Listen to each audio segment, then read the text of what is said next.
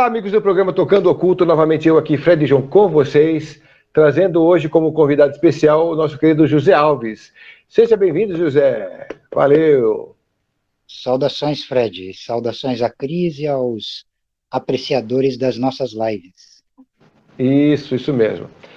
Hoje a gente também está por aqui, então, no canal da Cris, né, no Cron TV. A gente já pede para vocês deixarem o seu like e comentarem o seu vídeo, aqui no vídeo. Também repassarem o que acharem importante. É sempre legal a gente poder deixar esse recado logo de cara, porque as pessoas já se antenam nisso e já fazem essas devidas ações aí. Postarem, repostarem, curtirem e comentarem sempre, ok? Bom, Zé, a gente está com um tema tão legal aqui, que é o tema sobre os mundos intraterrenos. A gente falou sobre uma abordagem de mundos intraterrenos na visão da teosofia. E hoje eu queria ver qual é a visão que você traz para a gente aqui a respeito disso, porque o tema é um tema bacana, é um tema que diz os mundos internos e os abismos das possibilidades infinitas. Olha que tema legal, muito bacana, muito inspirador. Exatamente, porque assim, eu baseio a minha definição desse mistério fundamentada nas minhas experiências pessoais de atavismos, né? Atavismo é regresso à origem remota. Então você tem um nível de atavismo humano e atavismo pré-humano. E eu trabalho com os dois, né?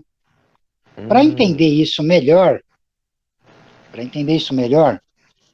nós vamos aqui meio que fazer uma breve explanação do mapeamento das paisagens sagradas e das mitologias sobre planos interiores, como essas tradições orientais que você descreveu, né? E eu aproveito para resgatar alguns conceitos antigos da tradição mágica que atualmente são pouco comentados ou mesmo utilizados pelos magos modernos, né? Então, eu começo com dois conceitos. O primeiro é o conceito da egrégora seca, e o segundo é o da egrégora úmida, tá? O conceito da egrégora seca, ele se baseia numa ideia que nos tempos modernos é conhecido como psicometria, tá? Onde a pessoa com capacidades visionárias efetivas, ela consegue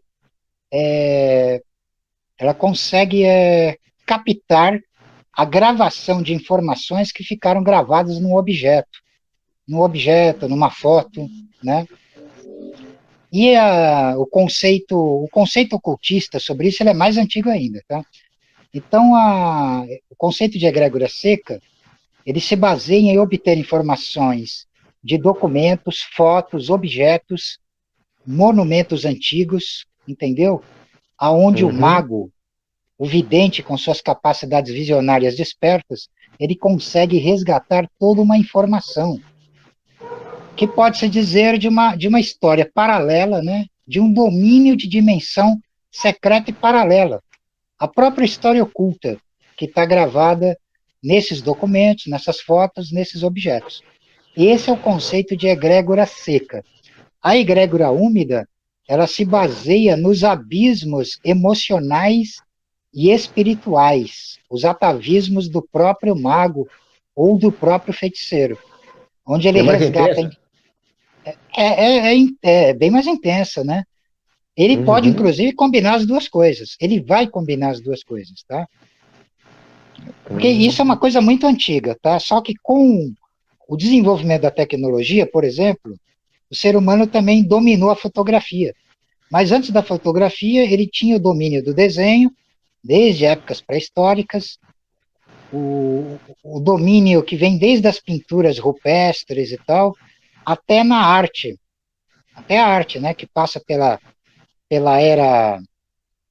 Idade Antiga, pela Era Clássica, pela Idade Média, pela Renascença, Idade Moderna, até os dias de hoje, né? Então, a fotografia, a imagem, mesmo as imagens de vídeos de hoje, também entram no domínio dessa tecnologia supra-humana. Então, a egrégora úmida, ela se baseia naquilo que, na linguagem gnóstica, é conhecido como anamnesis, que é a recordação de si. Recordação de si. O conceito de anamnesis, ele também está intrinsecamente ligado ao conceito da magia ocidental nórdica, conhecida como Minnesanger. Minnesanger, que é a consciência do sangue. Então, na magia, o sangue, ele é um fluido flamejante. Ele é líquido, mas na verdade, ele é um fogo líquido flamejante, que une o mundo dos vivos ao mundo dos mortos, né? Acaba unindo também o conhecido ao desconhecido, o mundo das formas ao domínio da não forma, do inominável, tá? Deixa eu só beber um pouquinho de água. Tá bom. Tinha uma série na TV que falava disso, né? O cara pegava o objeto, ele já se transportava naquele objeto da origem Sim, dele, o que acontecia com ele. Tinha até um outro também que chamava Medium, que era parecido eu, com esse que eu estou falando. Você esse lembra desse filme? vagamente eu lembro. Mas assim, esse é um dos instrumentais da magia como um todo, tá? Então, eu parto de uma perspectiva fundamentada no caos, na feitiçaria antiga. Então, a minha abordagem ela é distinta dessas escolas esotéricas, como a teosofia, a eubiose, a antroposofia, Rosa Cruz, que mais? Maçonaria, enfim, as escolas ocultas Gnose. mais. A gnose depende da leitura. Depende da leitura. Mas assim, eu saio fora das leituras formais, da leitura formal. Por exemplo, eu não me fundamento nas estruturas cósmicas. Eu me fundamento no caos, naquilo que é antes da criação e que está para além da criação, né? Então, aqui eu vou fazer uma recapitulação breve sobre Uhum. esse mapeamento dessa paisagem sagrada que remete a esses reinos ocultos, interiores, né? Então, Ok. nós temos a teoria da Terra Oca, tá? Uhum. Ela surgiu precisamente nos Estados Unidos em 1818, a partir de uma carta de John Cleves Symes, capitão de infantaria de Ohio, enviadas a cientistas e diretores de universidades, onde dizia poder provar sua afirmação de que a Terra era oca. Em 1870, a teoria foi ampliada por outro americano, Cyrus Reed Teach, que dizia que além de a Terra ser oca, nós habitávamos o seu interior, aonde haveria um sol interior e os polos da Terra seriam abertos, o polo sul e o polo norte, permitindo uma entrada da concavidade para uma convexidade desse mundo interior. Em 1906, William Reed publicou Fantasma dos Polos, onde se baseou nas explorações das regiões árticas para afirmar que existem aberturas nas extremidades do planeta e que no seu interior existem grandes continentes, rios, montanhas e vida animal e vegetal. Portanto, que provavelmente haveria uma civilização desconhecida da população da superfície. Ou seja, postulando que provavelmente haveria uma civilização desconhecida da população da superfície. Acredita-se que essa ideia estranha de um planeta oco com uma convexa civilização superior em seu centro tem origem em mitos muito mais antigos que falam de civilizações subterrâneas, de deuses e heróis míticos que descem às profundezas da Terra, obtendo sua iniciação. Esta teoria foi desenvolvida no final da Primeira Guerra Mundial pelo americano Marshall B. Gardner e pelo alemão Bender. O nazismo se apoderou desses conceitos e teorias e os levou às últimas consequências, aplicando uma visão mágica e iniciática sobre o tema. Então, o que se depura dessas estruturas tem uma origem nos mitos de Agartha e Shambhala. Então, Agartha é vista como uma cidadela ou império subterrâneo, conhecido nas tradições da região do Tibete. Segundo a sabedoria oculta, pode-se chegar a Agartha através de entradas secretas existentes em todos os continentes. Haveria uma rede labiríntica, né, de túneis e alinhamentos ligando a esse centro secreto. Este reino oculto é tido como muito antigo e, às vezes, como tendo sido fundado por seres de outro planeta que teriam chegado à Terra em épocas remotas, ou ainda como tendo servido de refúgio para os sobreviventes de uma catástrofe no planeta, no caso, os habitantes da antiga Hiperbórea e da Atlântida. Agartha é entendida como a grande universidade iniciática da Ásia. Seu chefe e governante supremo é chamado de Rei do Medo, ou Rei do Mundo, dominando a criação através de seus reis sacerdotes. Segundo o general alemão Karl Haushofer, criador da geopolítica alemã do Terceiro Reich, Agartha é um polo de meditação estático, onde você obtém o fundamento do mistério do vazio.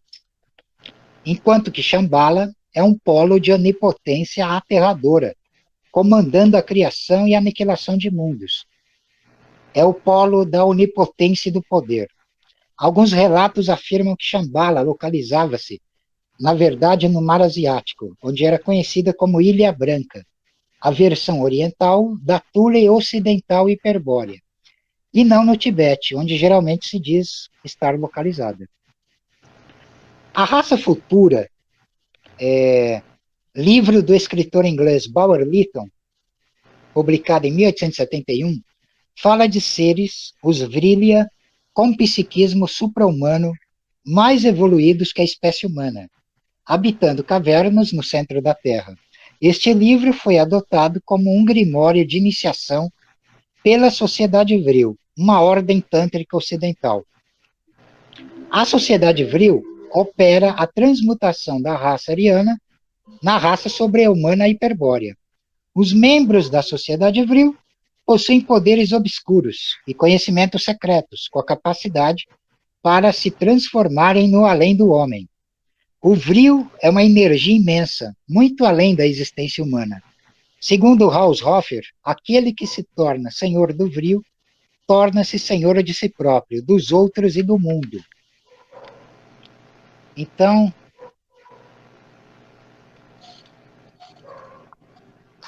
essa palavra foi muito conhecida e muito dita no Terceiro Reich, né? O Vril era o tempo todo comentado por eles, trabalhado por eles, né? Porque assim, pegando essa deixa que você deu, por exemplo, é comum você ver por parte de autores da teosofia, afirmarem que o nazismo, como sistema mágico, né, deturpou elementos da teosofia, deturpou eles, como se eles tivessem criado uma versão em termos aberrantes, em termos de distorção, certo? Não só a teosofia, outras escolas também, a eubiose, né, a antroposofia e tudo mais. E eu discordo desse posicionamento, me reportando ao fundamento da magia, tá? Os nazistas, no caso, eles não estavam aplicando fundamentos baseados nessas escolas de conhecimento. Eles estavam usando estruturas muito mais arcaicas, né? Ou seja, eles estavam aplicando a linguagem de poder da magia propriamente dita.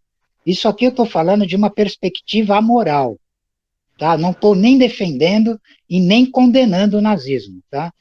Eu estou aqui numa perspectiva amoral. Só estou explicando que não houve deturpação. Não houve deturpação por quê? Porque a magia, ela exige dois fundamentos para ser efetiva: a originalidade e a singularidade. A magia, ela existe antes das morais humanas, as quais se baseiam a maior parte dessas sociedades secretas. Entende?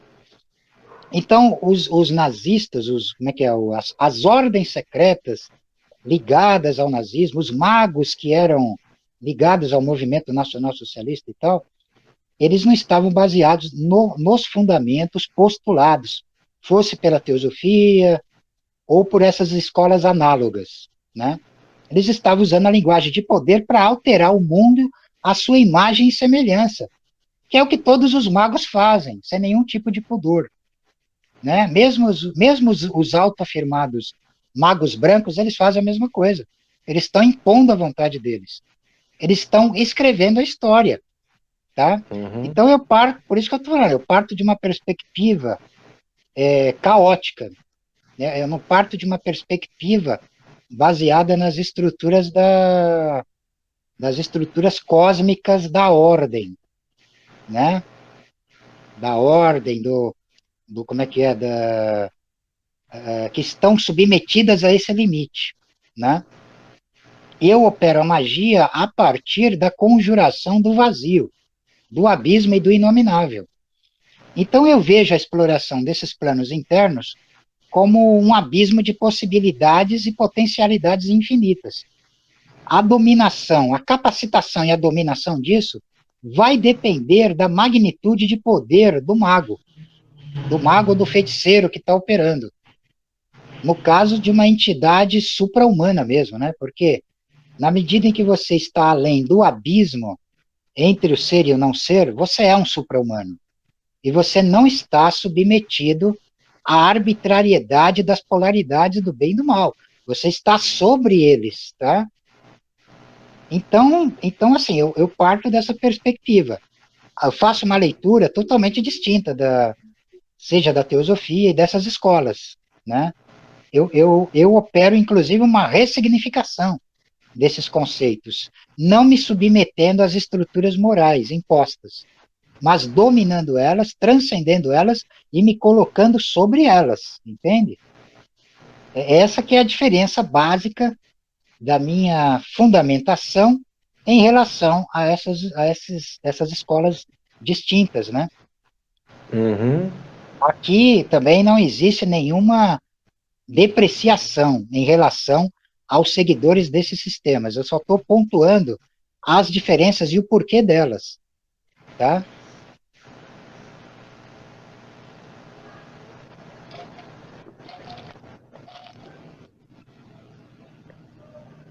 Pode fazer suas perguntas, Fred. Bom, então, Zé, a gente tem essas diferenças na teosofia dizendo dos níveis conscienciais, dos níveis vibracionais, né? Onde o Shambhala é considerado o nível espiritual, depois a gente tem a Agartha como o nível atômico, o Duat subatômico e Badagas etérico. Você vê da mesma forma esses níveis conscienciais? E a outra pergunta é, quando alguém fica desperto, chega a ser iniciado pelo duplo e se encontra desperto, ele tem algum tipo de iniciação direta num desses mundos? Ou como é que se dá esse processo? Depende. Porque assim, existe o caminho da pomba, a tradição da pomba, e existe a tradição da serpente. A tradição da pomba, ela tá fundamentada nesses conceitos cósmicos, tá? Fraternidade branca, é, essa estruturação aí. Eu não adoto essa estruturação. Eu vou pela tradição da serpente. Então a pomba, ela expressa o mistério cósmico, a serpente expressa o vazio, o caos e as trevas, certo?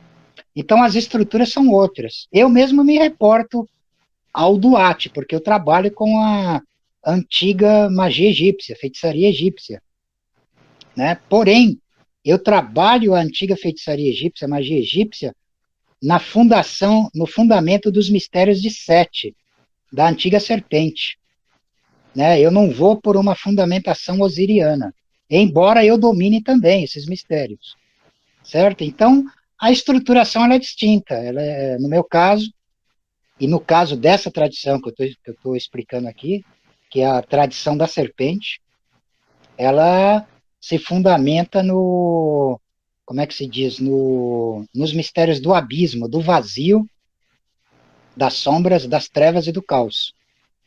Então, nesse sentido, vamos supor, quando o iniciado nesse sistema, ele desperta, dependendo da magnitude de poder dele, ele vai dominar tudo, ele vai dominar o mistério da criação inteira. Ele não vai ficar à mercê desses sistemas de crença, inclusive dos sistemas de crença dessas sociedades secretas.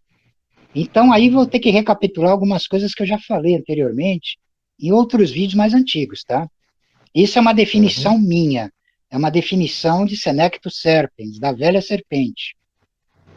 Você pode, você pode alcançar o despertar por duas vias, de duas maneiras distintas.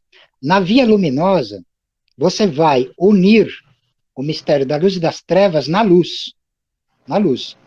Então, aquele que desperta nos mistérios da luz, usualmente ele vai encarar o mistério das trevas como uma coisa pejorativa, a ser descartada do seu ser, a ser, como é que se diz, depurada, purificada, né? E dentro de uma concepção distinta, aonde a luz vai ser o fundamento da consecução suprema dessa iniciação, certo? Na outra via, que é a via sinistra, a chamada via da mão esquerda, essa que eu acabei de descrever é a chamada via da mão direita. Na via da mão esquerda, o adepto ele vai atravessar o abismo, unindo luz e trevas nas trevas, aonde o fundamento dele é as trevas, o vazio, o caos. E a luz, ela é uma espécie de véu emanativo, que está submetida à vontade dele, né? Ele não vê a luz de maneira pejorativa, mas ele vê ela como um véu pelo qual ele se oculta. Ele oculta a glória secreta do inominável, do vazio, das trevas, né? Sem nenhuma conotação também pejorativa. Não há conotação pejorativa aqui, né? Nesse caso aqui não há uma projeção de sombras não balanceadas, não conquistadas e não transcendidas sobre a polaridade oposta a nós. Não há isso. Na verdade, há o domínio absoluto, né, sobre essas dualidades, na qual o fundamento, o caos é o próprio fundamento. Então, existe essa distinção. Essa explicação sou eu que trago à tona, tá, para ficar claro, porque isso não está escrito em nenhum livro também. Isso é para deixar as questões, a distinção mais clara, Evidente, entendeu? mais evidente. Então, exatamente. Então, como se diz, o domínio, o fundamento desse mistério de transcendência, de despertar, ele vai depender da magnitude de poder do adepto em questão, né? Ele vai atingir como é que se diz, essa iluminação dentro dos seus próprios limites, por assim dizer. Ou, dependendo da magnitude de onipotência que ele atingir, ele pode ir mais além dos limites, né? Ir mais além dos limites concebíveis impostos pelo próprio universo, que é o que eu, por exemplo, trabalho. Eu trabalho indo além dos limites permissíveis. Então, os planos internos, os mundos internos, para mim, ele possui aquele conceito que pode ser expressado, inclusive, pela mitologia nórdica, né? Na mitologia nórdica nós temos o conceito do Ginnungagap, que é traduzido como voragem do abismo, né? Ou o incrível vazio, o incrível abismo, né? Então ele não tem limites, é o ilimitado para dentro, tanto quanto existe o ilimitado para fora, entendeu? Entendi. Na tradição egípcia, porque assim, eu me reporto à tradição egípcia original, não arrancando o conceito da tradição egípcia e colocando ela dentro de uma percepção, digamos, moderna de magia. Então, você tem o Duat, tem realmente o Duat, que é ele pode ser entendido também como o submundo, que é um mundo interior também desprovido de limites, de fronteiras, tá? Ele também tem um labirinto terrificante, que o morto autoglorificado, que busca a autoglorificação, o estado do autogerado, ele vai ter que atravessar para provar sua autojustificação. Então, existe um mapeamento disso no livro Egípcio dos Mortos, tá? No livro Egípcio dos Mortos, no livro dos sarcófagos e nos textos das pirâmides, tá? E você vai chegar ao Amente. A capital do Amente é Sekhem, que significa poder. Esse poder, na magia egípcia, é o poder de dobrar, reger e dominar. Então, se você detém o poder de Sekhem, você é obrigado a ser um Maankeru. Maankeru é o senhor da voz, aquele que domina a palavra secreta nas trevas. E ele tem o poder da nominação sobre a criação. Ele atinge o inominável e ele é capaz de nominar a criação e o incriado, de acordo com sua própria vontade. Ele não fica à mercê de nenhum sistema de crença. Por isso que é uma magia do caos propriamente dita. Então, você conquistando o Sekhem, você vai ter acesso a duas regiões secretas, que é o Sekhet-Anru e o Sekhet-Hotep. O Sekhet-Hotep é o horizonte, é o fundamento do vazio, do inominável. E o Sekhet-Anru é o campo de possibilidades e potencialidades infinitas. Ou seja, se o adepto consegue atingir a glória secreta do vazio e atingir o abismo de possibilidades e potencialidades infinitas, ele cria o seu próprio paraíso, inclusive. Ele não está restrito a absolutamente nada, entende? Então é com esse tipo de fundamento que eu trabalho, tá?